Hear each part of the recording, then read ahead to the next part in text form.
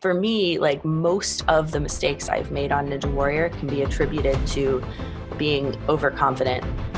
And I mean, it's not like I was like, oh, this is going to be easy. It was more like, I should be fine on that one. Let's focus on the others. And that's why, especially since then, it's always been, if you think it's easy, you're missing something. Think harder.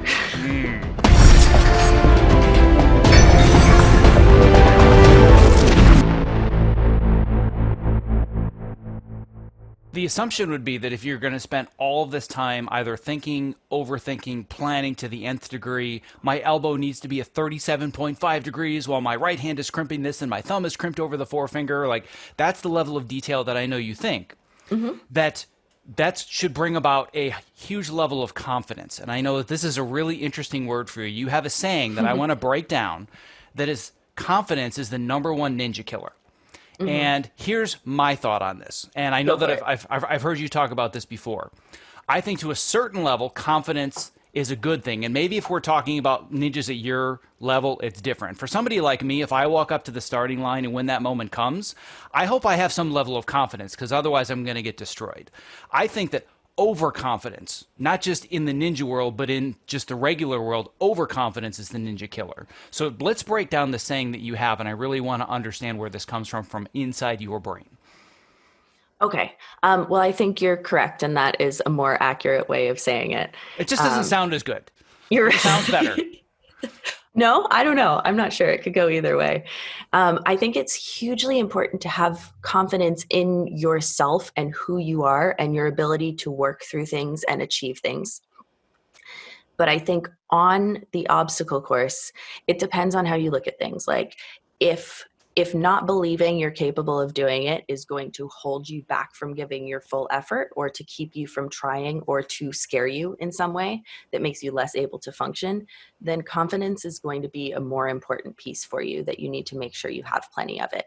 For me, I get lazy. If I know I can get through something, I'm not going to think it through as carefully. And if I approach a course going, okay, you are not strong enough to get through this. How can you do it more efficiently to save every ounce of strength and to plan every piece so that you can get as far as possible? And okay, maybe you are going to fall before you get to that ninth obstacle, but if you make it there and you have no strength left, how are you going to skip rungs, or how are you going to get through it faster so you can save every bit of grip strength for the elevator climb at the end? And thinking about it in that way forces me to be smarter and to take the best route. And I always go back to season 9 on the flying squirrel, which is like, I'd already done it twice in season 8. I'd finished stage 1 doing the flying squirrel. It's the last obstacle.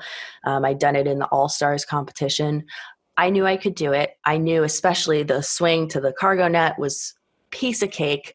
I was ahead of time. I was on pace to have one of the top times on stage 1. And I should have, I had that momentary thought of like, you should take one more swing. No, I'll be fine because I'm good at swinging. I've done this twice before. This was not hard last time. I'm sure it's the same. It was also the only obstacle that I hadn't measured obsessively because I was like, oh, I've done that before. I was so confident about that obstacle that I didn't take it seriously. I didn't give it that extra swing. I aimed to get like super high on the cargo net, which is like, if you imagine you're jumping and you're going for distance, you want to go at a 45-degree angle so that you will get the maximum distance. Well, I thought I was close enough that I could aim for a higher angle and land higher on the cargo net. Well, I went up and I hit my peak about 4 feet before the cargo net. So by the time I got there, I was dropping and there was so much downward force that my hands peeled off of it. And I failed on the last move of the last obstacle.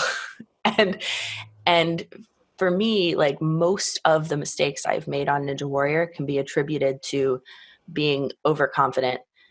And I mean, it's not like I was like, oh, this is going to be easy. It was more like, I should be fine on that one. Let's focus on the others. And that's why, especially since then, it's always been, if you think it's easy, you're missing something.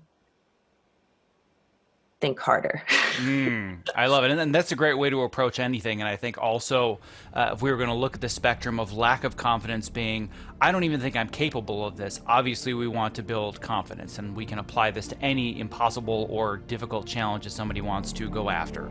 Yeah, But then it's all about understanding your own psychology and what phrasing is going to inspire you the most and push you the most to do your best.